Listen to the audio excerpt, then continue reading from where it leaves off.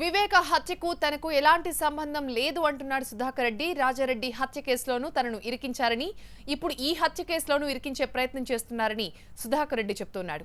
హత్య జరిగిన రోజు తాను ఇంట్లోనే ఉన్నానని, తప్పు చేశారని రుజువైతే ఉరికైనా తాను సిద్ధమంటున్న సుధాకర్ రెడ్డితో మా ప్రతినిధి హసీనా ఫేస్ టు ఫేస్.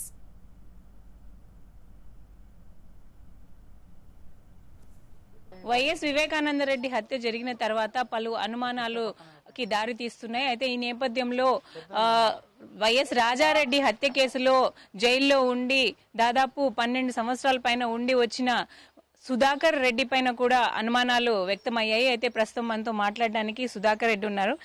ఇది మళ్ళీ మీ మీద అనుమానాలు వస్తున్నాయి, దీనికి సమాధానం ఏం చెప్తారు? మాకేలాంటి తెలియదు, వాళ్ళ ఇల్లు కూడా నాకైతే తెలియదు.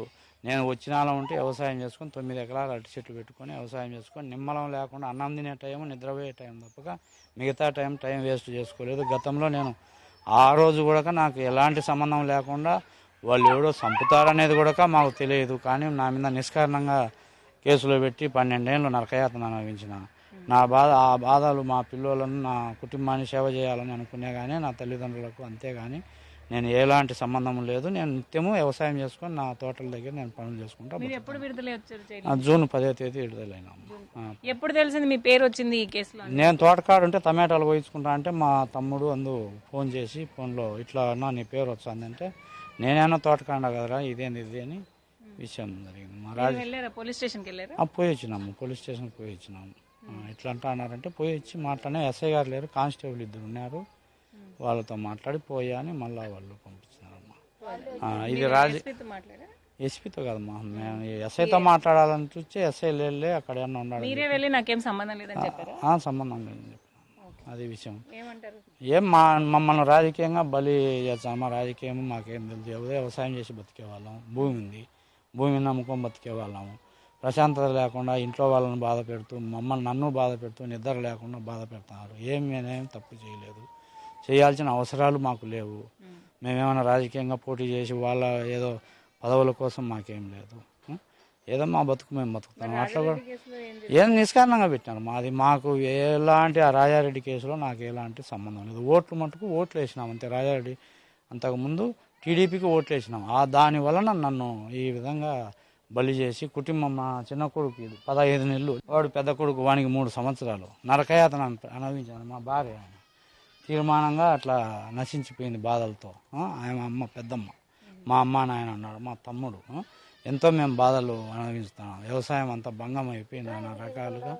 ఇంకా ముందుకు రాయను తప్పేముంది. అట్లా మేము బాధపడుతున్నాం. వ్యవసాయం చేస్తున్నామ్మా. 8 వ్యవసాయం మొత్తం అంతా చెట్లు బలిచిపోయినాయి, పొలాలన్నీ ఏదో సతవులు పెట్టుకుని అరటి చెట్లు పెట్టుకున్నామ్మా. అప్పులు తీసుకొచ్చి సుమారుగా 9 లక్షలు, 9 ఎకరాలు పెట్టినా 9 లక్షలు అప్పు అయింది.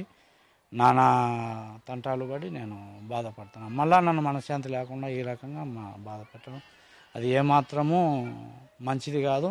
నన్ను ప్రశాంతంగా ఉండమని కోరుకుంటున్నాను. వాళ్ళ కచ్చలు కార్బనాలు ఉంటే ఏమన్నా చేసుకోమని, కానీ అంతేగాని మా మీద పొలవాల్సిన అవసరం లేదు. మేము నిరుపేద కుటుంబం, ఒక బొక్క చిక్కిన రైతులము. అంతేగాని ఇంకా నీళ్లు లేక బోర్ ఎత్తిపోయి ఇప్పుడు పైపులు కూడా దించుకోవాలా, ఏదో ఈ అభియోగం ఉండదని చెప్పేసి నేను ఇంటికాడ ఎక్కడ పోవడం లేదు. అది పరిస్థితి. ఇంత దారుణానికి దారి తీసుకోకుండా కొంత మీరు కూడా మమ్మల్ని టీవీ వాళ్ళు కూడా రోజంతా ఎంత ఫోకస్ చేయకోకుండా దయచేసి మీరు కూడా నన్ను ప్రశాంతంగా నిజాలు రాయండి, తప్పులేదు. ఒకవేళ నిజం అంటే ఉరిదిమ్మను, ఏం బాధపడను నేను. మాకైతే ఆ రాజారెడ్డి కేసులో సంబంధం లేదు, ఈ కేసుకు సంబంధించినది ఆ ఇంట్లో ఏడన్నది కూడా నాకు తెలియదు. నేను 12 సంవత్సరాలు జైలు అనుభవించిన. పులివెందులకు కూడా టౌన్ కూడా పోను. నిన్న మా కొడుకు ఈయనకి బాగాలేకుంటే రాఘవరెడ్డి హాస్పిటల్కి పోయి చూపించుకొని వచ్చాను. ఏం పని మా వ్యవసాయం చేసుకుంటాను. కాలం అనేది చాలా స్పీడ్గా ఉంటుంది.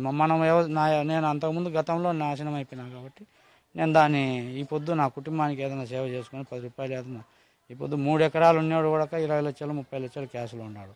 అది 20 ఎకరాల చిల్లర ఉండాలి. నేను ఈ అప్పల్లో ఉండాలి. వాళ్ళు బతికేదానికి కూడా ఇబ్బందికరంగా ఇది నా ఇల్లు మన్నొచ్చి నేను ఏదేదో చేసుకున్నాను. పరిస్థితి దారుణం. అంతకన్నా మీరు కూడా దయచేసి మమ్మల్ని దాంట్లోకి ఏమి ఇంట్లో కాకుండా మీరు చేయండి అంతే మేము కోరుకుంటాం.